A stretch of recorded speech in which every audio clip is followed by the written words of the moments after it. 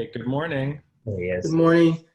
So I don't think I have the camera for some reason isn't working, but I'd like to go ahead and call to order our May 27th special meeting of the governing board starting at 9:30 a.m.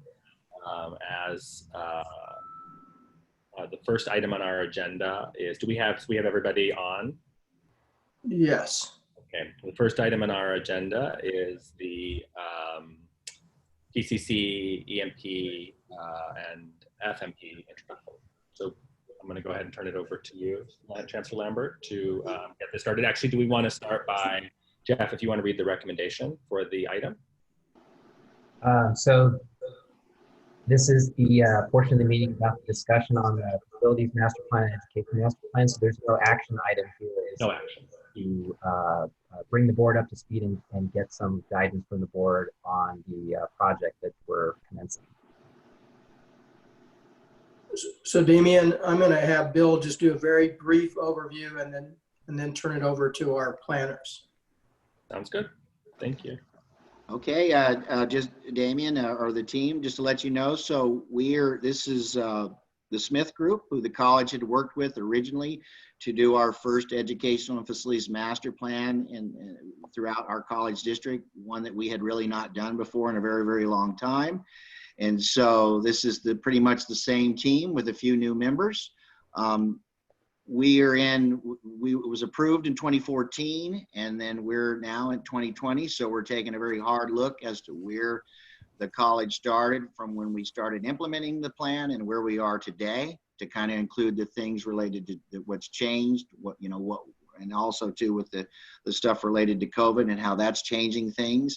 And so this is your opportunity, the board's opportunity, to give input to our planning team so that they know where to go and how to move forward related to our next steps. And so from that, I will let Doug introduce his team. Well, good morning, everyone. It's a great pleasure to be with you today. In a subsequent slide, I'll introduce my board, but I wanted to thank Chancellor Lambert and the board members for making time during this important moment in history to talk about your future. And it's a really important narrative that begins today and will go through mostly the end of 2020. So it's a very exciting opportunity for us to recast the future.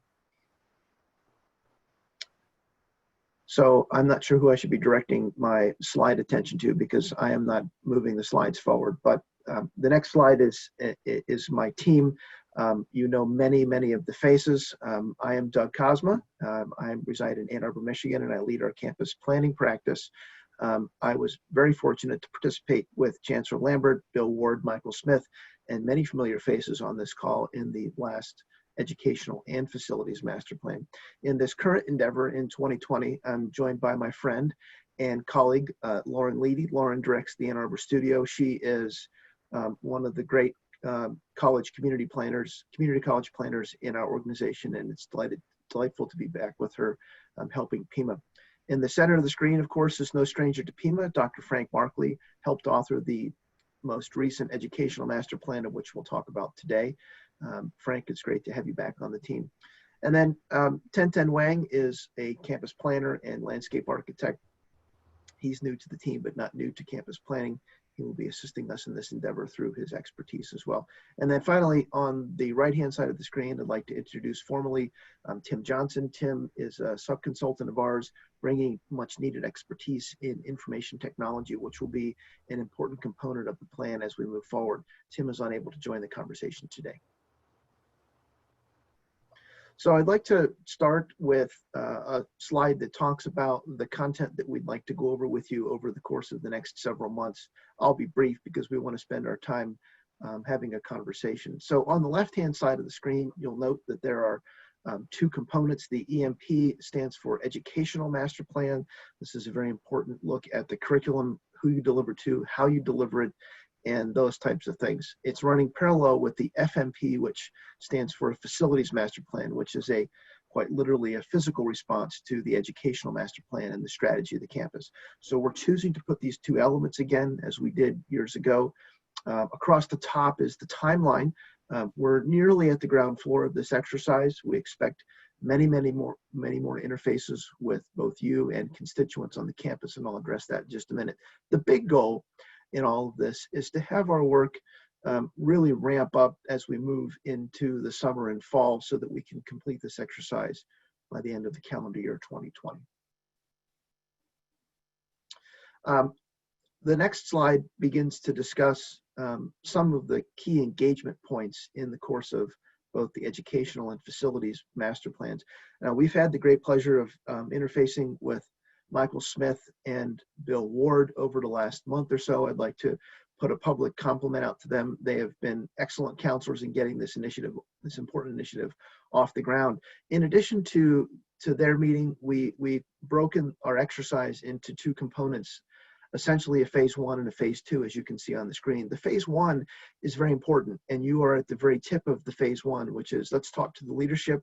Let's get a sense as to where the college needs to be going and some of the opportunities and constraints in the way for the next 10 years of change. We did have a chance to meet with Chancellor Lambert last week before the holiday weekend, getting his insight into the direction of the college. And you can see we'll be meeting with some other folks in this phase 1. That will pivot pretty quickly in the coming weeks into a little more deliberate outreach exercise in which we'll talk to not only the deans, but we'll begin talking with student leaders, community leaders, of course, faculty leaders, etc. So a lot like the plan that was authored and approved by you, the board, years ago, it is a transparent process intended to garner lots of support. So this is the moment in the presentation. We are approximately 10 minutes into our time together of our 30 minutes together. The last slide really is about you, and it's about a conversation about where you would like to see the college go in the future. I hope you've had a chance to preview some of these questions, but if you haven't, they're open-ended questions intended to set the direction for the master plan. Things that we're interested in having your perspectives on are written on the screen, but let me summarize sort of the tone of this. It's a very important moment in time, not only historically for the college to rethink how you do business, where you do business, and who you serve, but it's also a moment in time for us to think about regaining the leadership of the American Community College. You guys are making tremendous progress on many fronts. We expect this process will propel you even further into the future. We do want to talk a little bit about the current events of today's COVID-19, its short, medium, and perhaps long-term impacts. And then finally, what has worked from your perspective from the educational and facilities plan, and how can you help our team move forward? So with that, short of me calling out the first person to participate, who would like to jump into the first part of our conversation and address any of these questions or others that are on your mind? Doug, this is Damian Klinko. Could you just give us a little brief overview before we actually get into our questions? Because I'm sure we all have questions about your views on how COVID-19 will impact facilities and educational needs in that short, near, and longer term, based on what you're seeing nationally.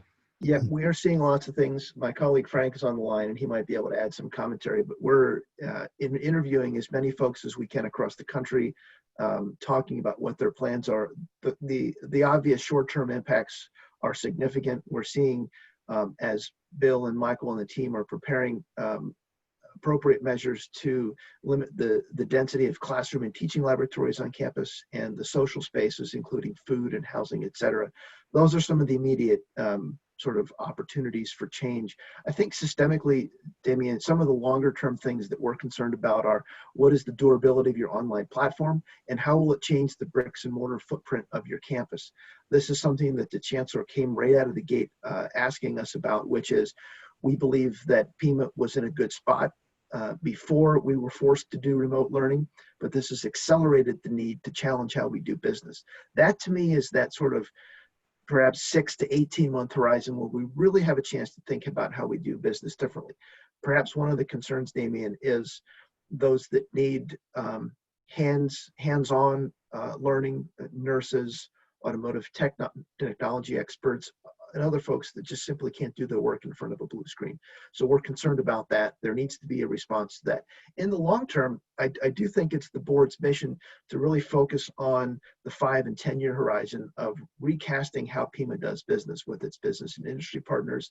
How much infrastructure do you need? How much bricks and mortar do you need? And what will the population and profiles of your student cohort look like in that time horizon? So how's that for a starter? Did I catch it? And team, including Lee and others, what have I missed in that preamble? So Damien, can I jump in for a second? Of course. Ms. Meredith. So and Lee, this is for you and maybe Dolores, but I'm also concerned about how well the content being delivered online is being received and learned by our students, and when will we get an idea about the difference between face-to-face content for English 101 versus online English 101, and if the content is really being delivered and received in the same way? I assume that'll take another semester or so to know that. So this is Dolores, Meredith. Thank you for your question. We are continuing to do surveys with students to see what their perception is about the classes they're taking face-to-face versus hybrid, pre-COVID face-to-face, and now post-COVID hybrid, virtual and online. Also, we have our Vice President of Distance Education, Michael Amick, who is ensuring quality assurance in all of the modalities because of the rapid change, and we were scrambling over spring break, there was inconsistency in the quality and consistency of the instruction. So I think we'll be getting pieces of that from this past spring, information to help us lead and to understand what students' perspectives are, as well as the deans and department heads who've been working with them. And then in the summer, we'll have another survey, and in the fall too. So that'll give us some information about the validity and the meaningfulness of the virtual instruction. I hope that helps. Are you surveying the faculty as well? Yes, we will be doing that as well. Yeah, Terrific. we Thank actually you. already did. We did the pulse survey, and that was 3 different dates that we sent the survey to both faculty and students to get a pulse on what they thought how the virtual instruction was going. So we have that already. Great, thank you. So Meredith, in addition to what Dolores was just mentioning, we have been in conversations with the Brown Foundation about them making a generous contribution to establish an Instructional Designer Academy for CTE. And so we will be investing in the development or the reskilling, upskilling of existing personnel to become instructional designers to drive better course development for the online environment.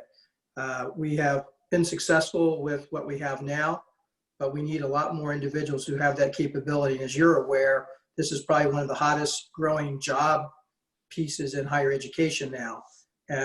But we realize we've got to grow our own. We can't rely on going out in the open market because everybody's out in the open market trying to recruit those individuals. Well, that's fantastic, and kudos to the Brown Foundation for supporting that. Well, they haven't written the check yet, but I'm hoping I've gotten positive Well, feedback. let me know. Let me know if we need to make a couple of phone calls. Lee, could you tell us a little bit more? 2 things, actually. I have 2 questions. One, could you talk about just sort of the trend that the college was already moving in towards our online enrollment? If you could just remind us those numbers and sort of what we were anticipating this coming year before COVID. And then that's question 1. And then question 2, could you provide a little more detailed explanation? Because we've already heard some, public comments about concerns about instructional designers versus faculty and curriculum and syllabus development. Could you talk a little bit about how those 2 things interface and how, the role of faculty in that process? Okay, no, absolutely. So pre-COVID, we were already at about 30% online hybrid in terms of our enrollment. And our goal, and we had folks who were suggesting that we go to 70%. And what I really think the perfect balance will be more around 50%. Obviously, it's not cut and dry one way or the other. Once we cross over the 50% threshold, we're going to have to go seek a significant change with the HLC. So that's also why that 50% piece. So that was the plan going into COVID. So now that we're in COVID, obviously we are way beyond 50% right now, but we're hoping to dial that back into that medium that I just mentioned.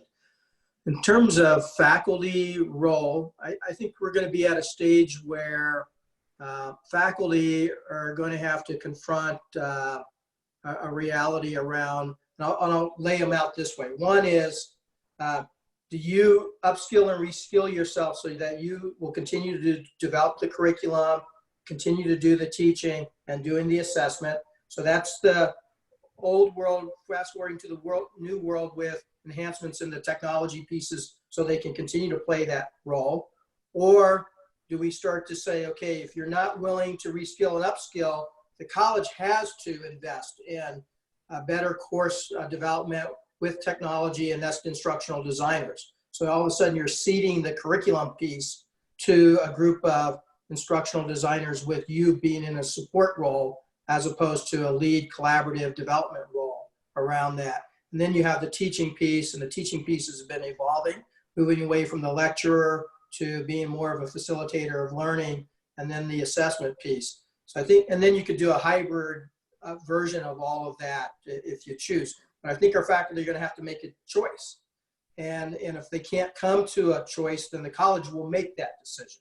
So we're in the process. That's what the academic transformation work is about, is really allowing them to give us the input for them to be engaged in defining what this should look like.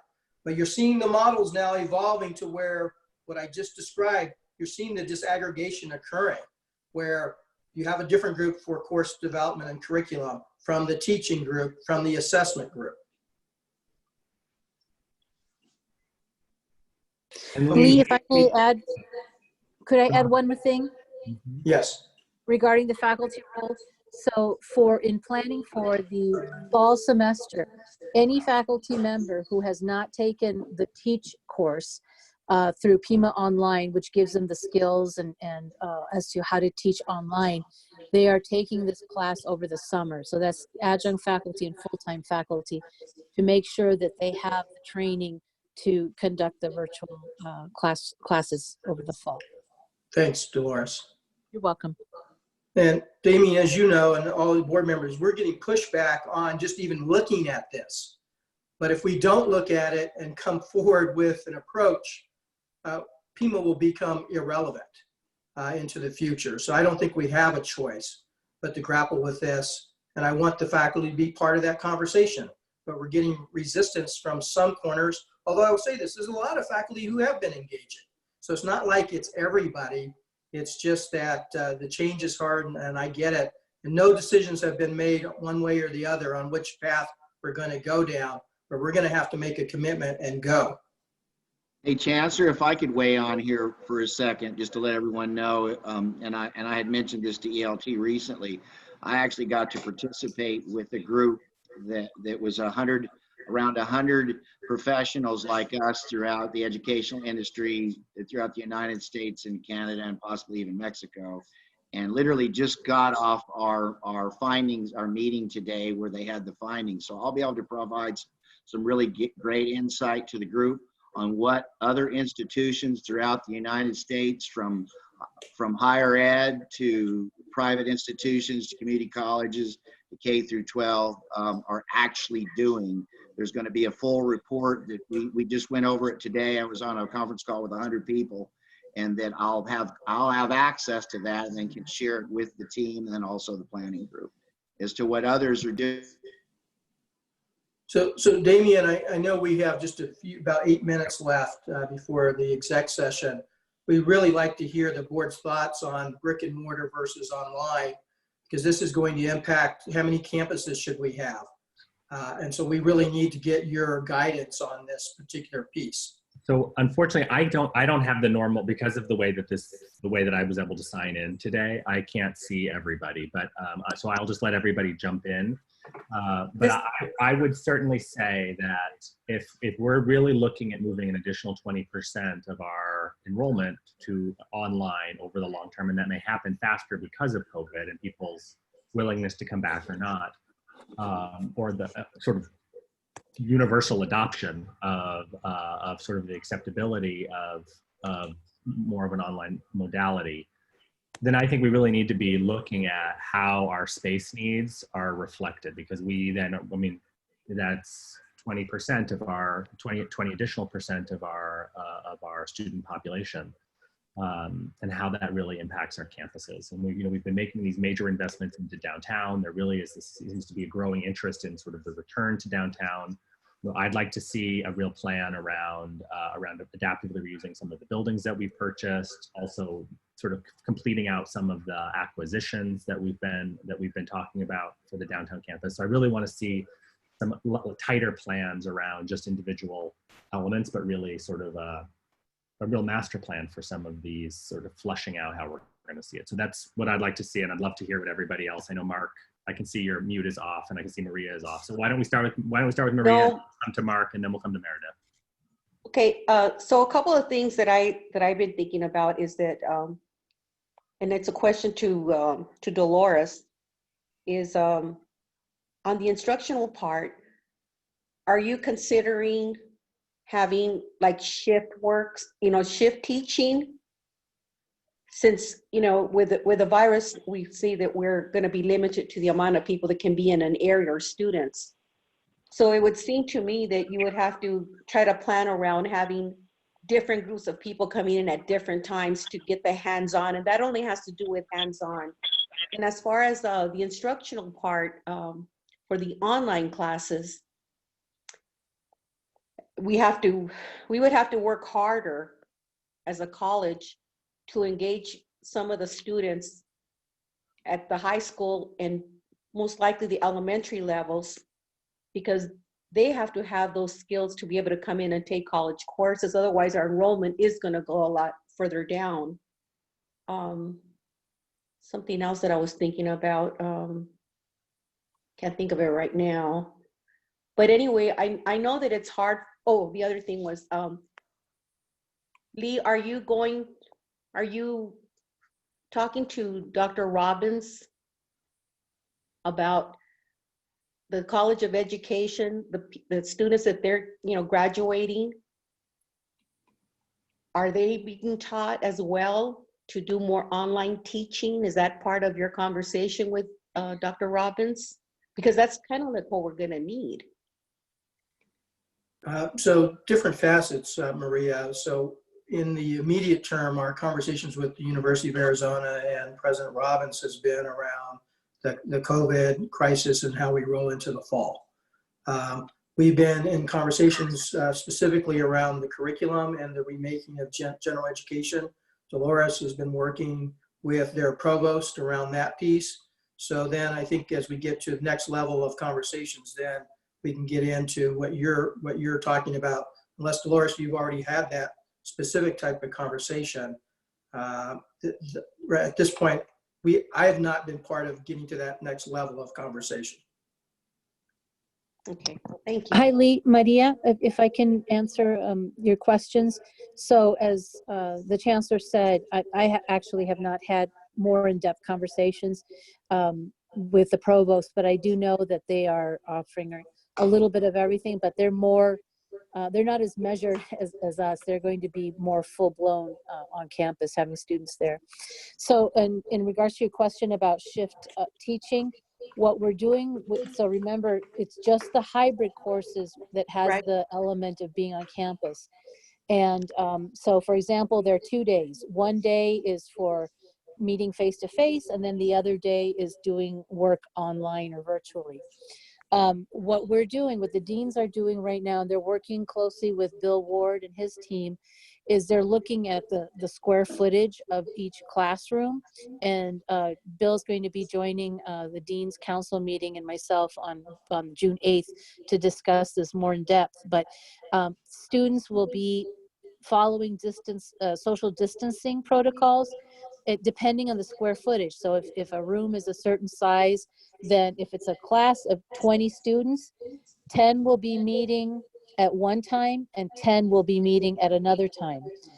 If it's a class of 15 students, 30 students, then half would be meeting, depending on the square footage, making sure that there's social distancing, will be meeting at one time, and then the others will be meeting at another time. So that we're doing. It's not shift teaching, but I guess shift student, capacity in each classroom. So we're doing that. And then your question about working harder to engage students from the high schools. So we have our recruiters, of course.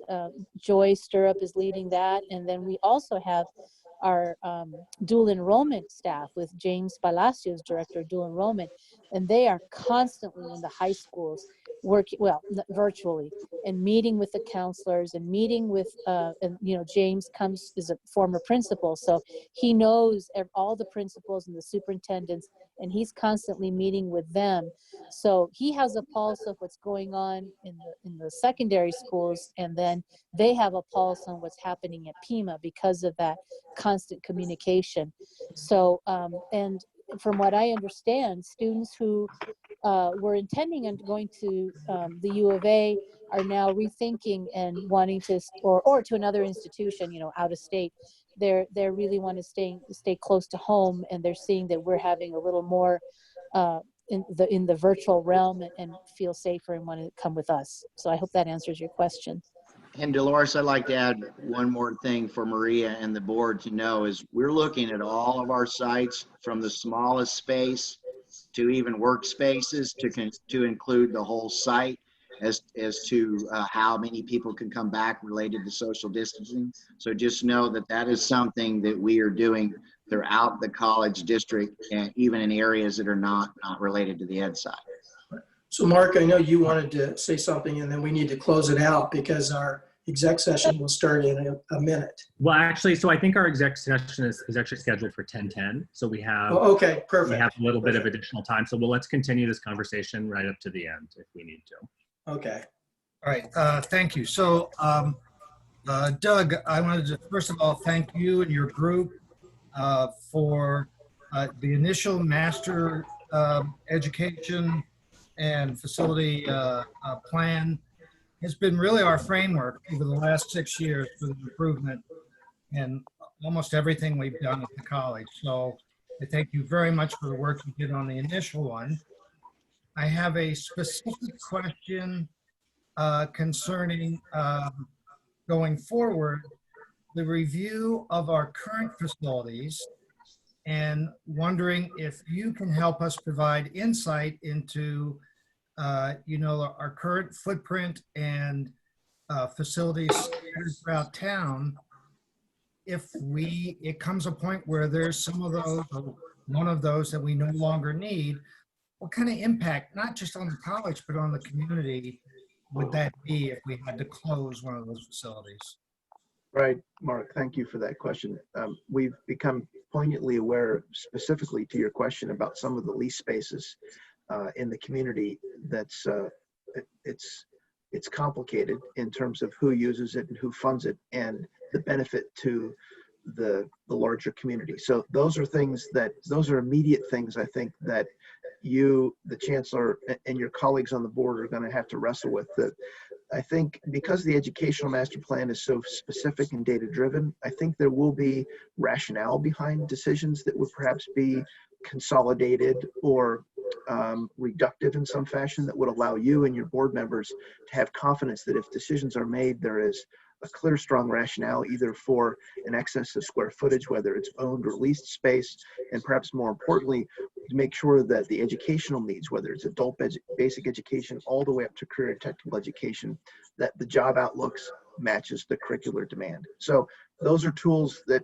particularly Frank Markley and our team will be specifically addressing, and that will translate directly into a facilities response in terms of scale and scope of gross square footage required to deliver. Does that answer your question, Mark? It does, because initially your first plan indicated to us that our students are good to travel. They travel pretty easily, but on the other hand, there are other impacts of not having a facility in a certain part of town. So hopefully the additional information you give us will help us make decisions on that part. The second question I have is for probably Bill and Lee, and that part of the master plan is to really have community partners, and I want to be sure that we really focus on bringing the community into our facilities by providing spaces for places like One Stop, Arizona at Work, and Job Path, and that we specifically create spaces to bring the community to our campus. That will help facilitate people coming to our campus to take advantage of their services and then being able to transition right to our services. So I want to make sure those are specifically included in any plan we go forward. Chancellor, if I may, answer Mark real quick. Mark, that's a good question that you put on the table, and I think it even ties to your first question related to space in general, because we are going to be really taking a hard look at space throughout the district. And not only that, how could it be reutilized? In other words, you know, we're sitting on a lot of real estate, but is there a way that maybe we could do more partnerships like you're talking about with the community? Also, too, maybe we could turn some of these spaces into maker spaces or either a campus. So these are definitely things that we will be looking at related to this plan. And I know the chancellor has more to say about that too. So Mark, if you, you know, just even taking what we're doing presently out at East Campus as an example, we have Vail there now.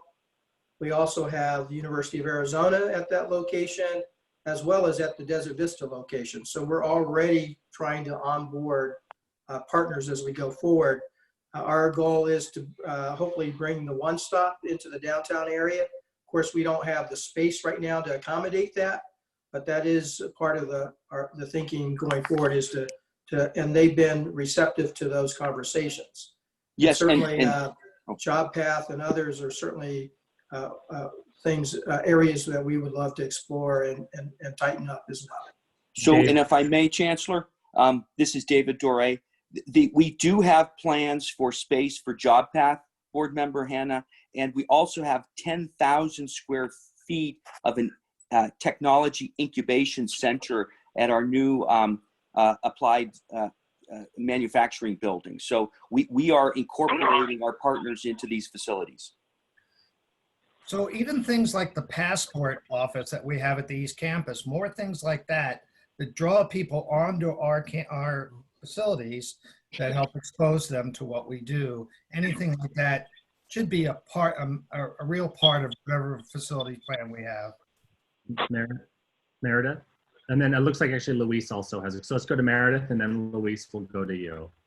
Yeah, so Lee and Damien, I think I would like and I don't know if we have one scheduled, a study session, because Lee, you asked a question about bricks and mortar versus online.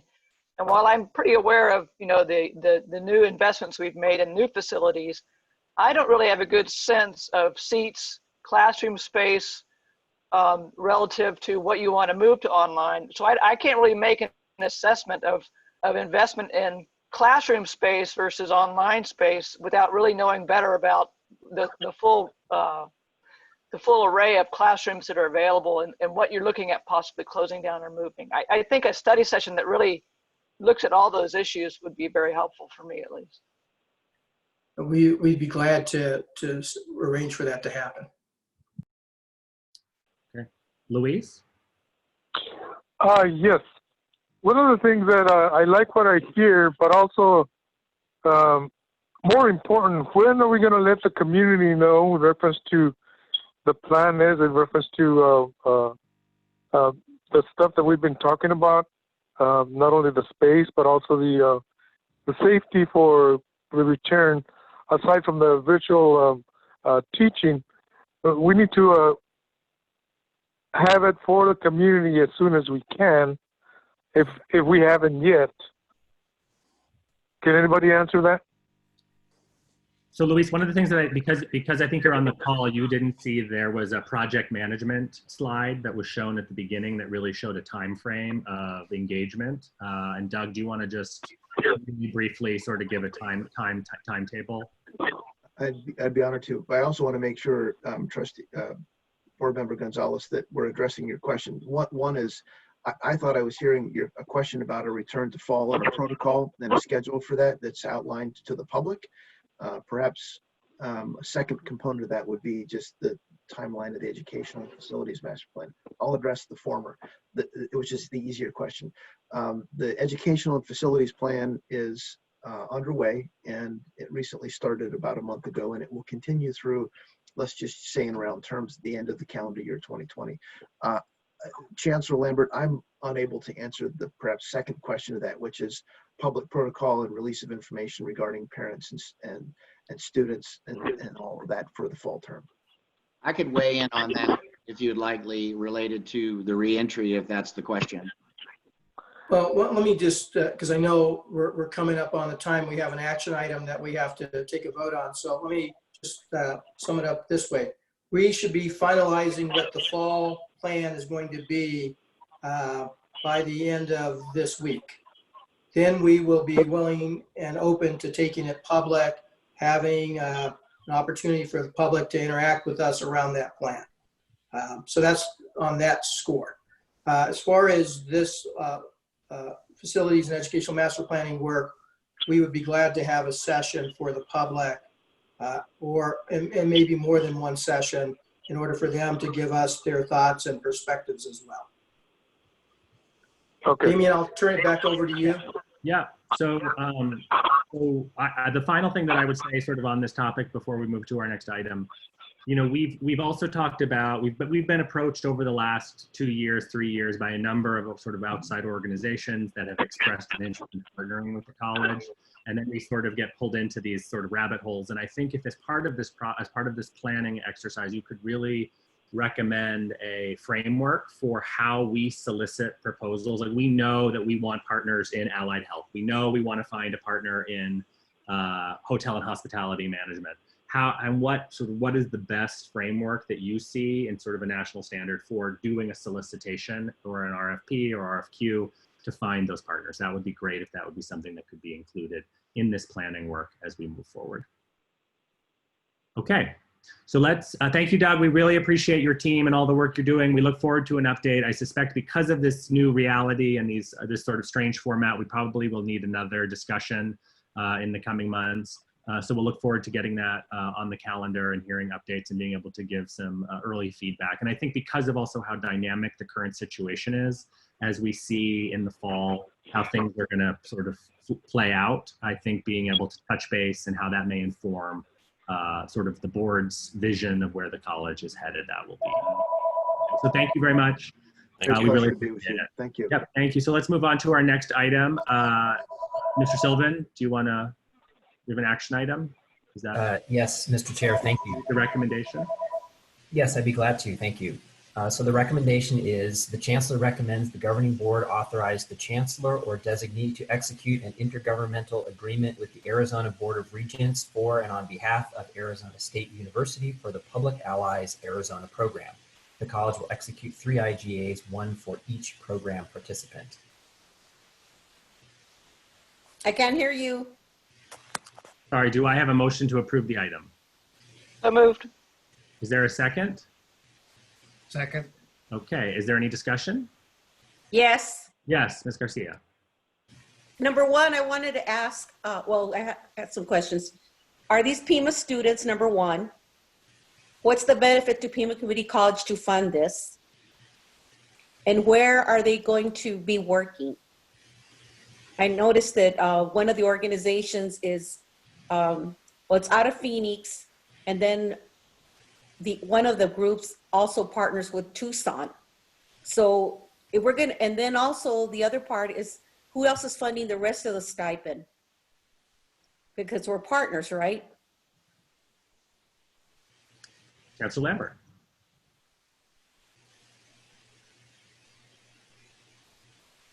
So as you know, this is part of an Americorps program. And the college has, over the years, been very invested in Americorps programs.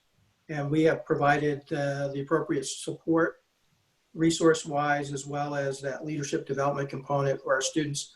I don't see that that's going to shift too much as we go forward. So the college will provide what is appropriate in order to make this successful. And I'm not sure if Dolores, if you know, if you have anything that you'd like to add to this.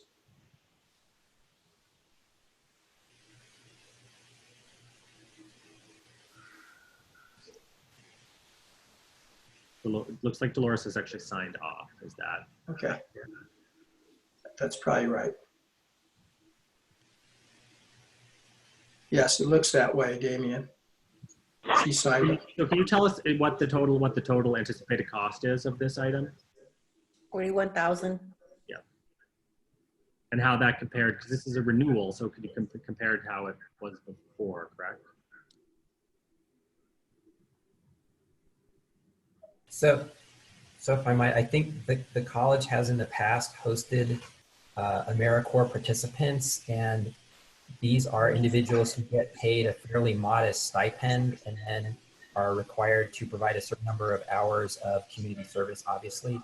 And for these particular participants, they fulfill their community service obligation promoting activities related to Pima. So these particular individuals, for example, work on community outreach or other activities designed to promote students coming to Pima, student support related activities. And so the share of this is that stipend figure you see in the board report. So it's a total of just over $41,000. That's between the 3 individuals. They're not necessarily based in Phoenix. It's just that the Arizona University system is sort of the prime grant recipient and program organizer. And then they work with local organizations to host particular Americorps participants. Maria, does that answer your question? Well,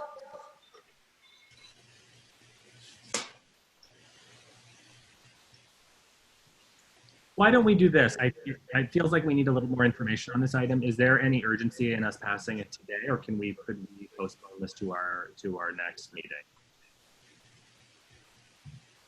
Mr. Chair, typically let me just give you a little piece of information. Because we do have to get to our next meeting, so go ahead. So typically Americorps students come from all over the country. They are Correct. And they're assigned certain job responsibilities. So I think getting 3 students to very specific projects that would benefit our college for $41,000 is a good deal. I think we should just go ahead with the vote. Agreed.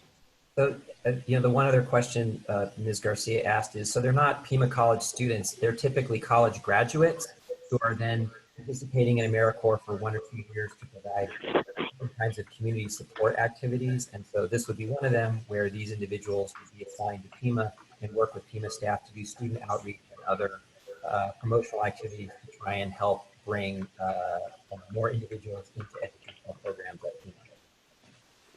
Ms. Garcia, does that I just wanted to add, well, my main concern is what is Pima getting from it? And if you're telling me that they're going to be working for Pima or contribute in some ways to Pima, then I'm okay with that. That's not what I had heard, and that's not what I read in what was handed out. Right, so sorry if that was confusing. So the stipend is essentially the wages they earn, which are not very much, in exchange for working for Pima and supporting Pima efforts, in this case, to do predominantly student outreach activities. Okay. Okay, and I'm fine with that. Okay. So in that case, is there any other discussion? Okay, hearing none, if we could do a roll call vote, Mr. Sullivan? Certainly. Mr. Franco? Yes? Dr. Hay? Yes. Mr. Hanna? Yes. Ms. Garcia? Yes. Mr. Gonzalez? Yes. Okay, the motion carries unanimously. Thank you very much. And with that, we're going to, do I have a motion to move into executive session? So moved. Okay, and is there a second? Second. Okay, second by Meredith Hay. So now we're going to sign off and we're going to move into our executive session. Thank you, everyone. We'll see you in a minute.